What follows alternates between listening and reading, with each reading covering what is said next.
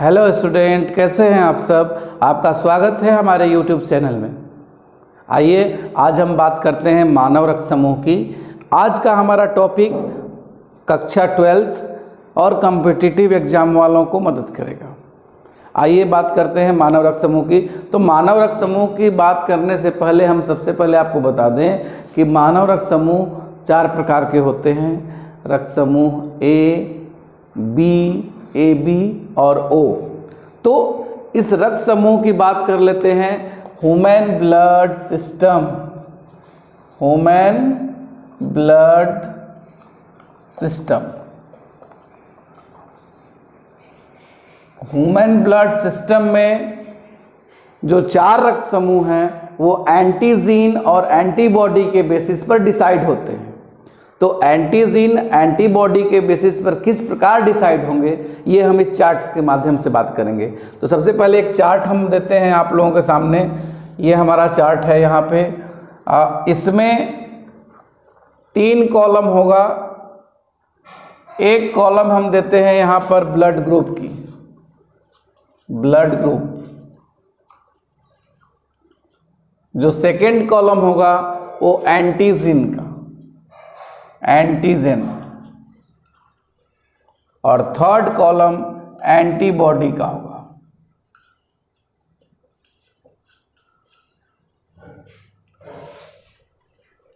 इसमें अगर हम रक्त समूह की बात करें तो रक्त समूह ए होगा, बी होगा, AB होगा और O होगा। अब इनको किस प्रकार निर्धारित किया जाता है इस पर चर्चा करते हैं। तो एक बात सीधे तौर पर समझिए, एंटीजीन एक प्रोटीन के अणु होते हैं जो किसी कोशिका के, किसी सेल के सरफेस पर पाए जाते हैं और ये उस सेल का मुखौटा होते हैं, उस सेल की पहचान होते हैं। ये बताते हैं कि ये जो सेल है वो किस प्रकार की है। तो ब्लड ग्रुप में एंटीजीन ही ब्लड ग्रुप को निर्धारित करते हैं। तो आइए बात करते हैं। जैसे ब्लड ग्रुप ए में एंटीजीन ए पाया जाएगा, ब्लड ग्रुप बी में एंटीजीन बी पाया जाएगा, ब्लड ग्रुप AB में एंटीजीन A एंड B दोनों ही पाए जाते हैं और ब्लड ग्रुप O में दोनों में से किसी प्रकार का कोई एंटीजीन नहीं पाया जाता है। अब देखिए थोड़ा सा हम बात कर लेते हैं एंटीबॉडी की। तो एंटीबॉडी और एंटीजीन के बीच हमेशा प्रतिक्रिया होती है, रिएक्शन होता है। तो एंटीजीन के अनुसार एंटीजीन की पहचान कौन करेगा? एंटीबॉडी करेगा। तो एंटीबॉडी एंटीजीन की पहचान करता है और उसके अनुसार डिफरेंट टाइप ऑफ रिएक्शंस देता है, यानी विभिन्न प्रकार की अभिक्रिया करता है। तो ये यहाँ पर हम देखते हैं कि जिस प्रकार का एंटीजीन रहेगा उसी प्रकार की एंटीबॉडी ही उसको पहचान पाएगी या उससे अभिक्रिया करेगी। यदि ये एंटीबॉडी दूसरे प्रकार की हो तो ये अभिक्रिया नहीं करेगी, उससे उस पर कोई असर नहीं होगा। तो यहाँ पर एंटीजीन जब A हो गया तो एंटीबॉडी ब्लड ग्रुप में B पाई जाएगी, यानी यहाँ पर एंटीबॉडी B हो गई। ठीक इसी प्रकार ब्लड ग्रुप B में एंटीबॉडी A हो जाएगा। अब यहाँ पर AB में चूंकि एंटीजीन A भी है और एंटीजीन B भी है, तो दोनों में से अगर यहाँ पर 2 तरह के एंटीजीन हैं और यहाँ पर दोनों एंटीबॉडी में से कोई भी एंटीबॉडी मौजूद रहती है तो इनमें मौजूद एंटीजीन से अभिक्रिया करेगी, इनके बीच प्रतिक्रिया होगा, ब्लड क्लॉट कर सकता है या व्यक्ति की जान जा सकती है।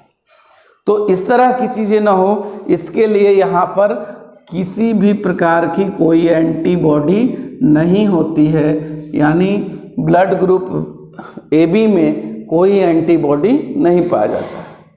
अब हम बात करते हैं ब्लड ग्रुप O की। तो ब्लड ग्रुप O में चूंकि किसी प्रकार का कोई एंटीजन नहीं है, यहाँ पर दोनों ही एंटीबॉडी पाई जाएगी, antibody A and antibody B. अब थोड़ा सा बात कर लेते हैं कि इस चार्ट के आधार पर एंड ए और बी दोनों में से ए बी को हम लोग यूनिवर्सल रेसिपिएंट यानी सर्वग्राही और ओ को यूनिवर्सल डोनर यानी सर्वदाता कहते हैं। आखिर क्यों कहते हैं?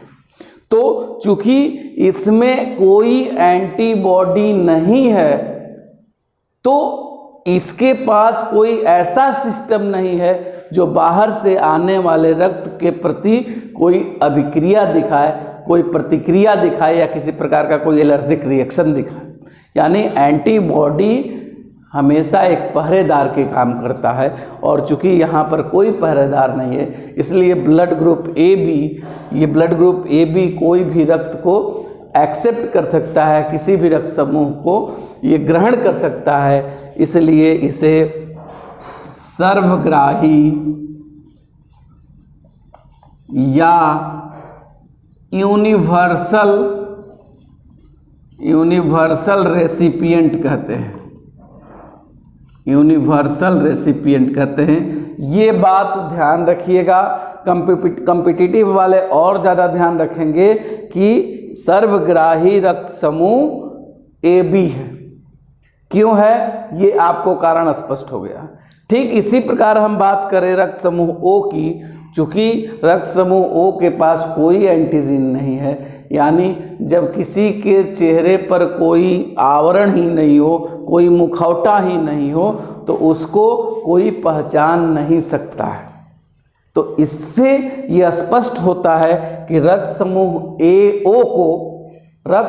ओ को किसी को भी दिया जा सकता है, कोई भी रक्त समूह ग्रहण कर सकता है, क्योंकि रक्त समूह ओ में किसी तरह का एंटीजन नहीं है ताकि किसी अन्य एंटीबॉडी से इसकी अभिक्रिया होगी।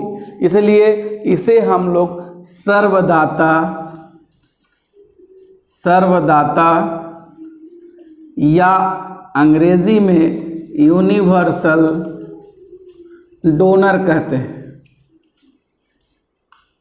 ये यहाँ तक आपको मानव रक्त में पाए जाने वाले विभिन्न ब्लड ग्रुप्स, विभिन्न रक्त समूहों के बारे में जो हमने आज चर्चा की ये क्लियर हो गया होगा। अब इसके बाद अगले टॉपिक में हम बात करेंगे RH फैक्टर की। तब तक के लिए धन्यवाद। आप हमारे चैनल से और इसी प्रकार की जानकारी प्राप्त करना चाहते हैं तो सब्सक्राइब करिए, लाइक करिए और शेयर करिए। आपको हम विभिन्न जो फ़ायदेमंद उपयोगी टॉपिक है पहुंचाते रहेंगे।